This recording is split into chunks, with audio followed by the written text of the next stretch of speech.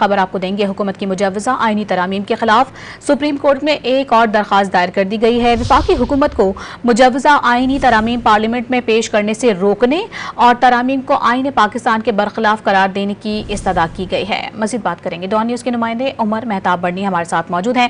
عمر، درخواست میں مزید کیا کہا گیا ہے؟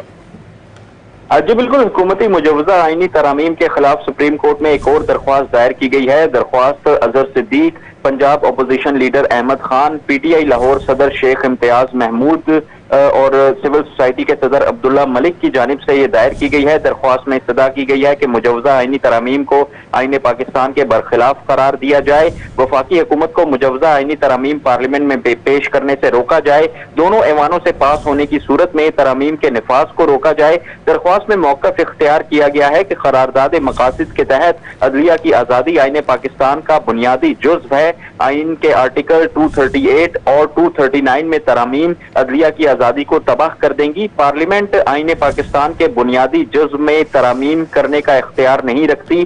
پارلیمنٹ ریاست کے ایک اہم ستون کو کمزور کرنے کا اختیار نہیں رکھتی۔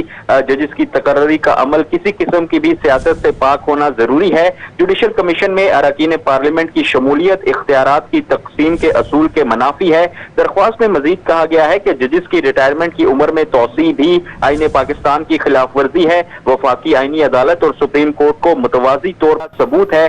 درخواست میں وفاقی وزارت قانون چاروں صوبوں کو فریق بنایا گیا ہے، جبکہ اسپیکر قومی assembly, chairman senate, principal secretaries, وزیر اعظم اور صدر کو بھی فریق بنایا گیا ہے۔ جی بہت شکریہ آپ کا۔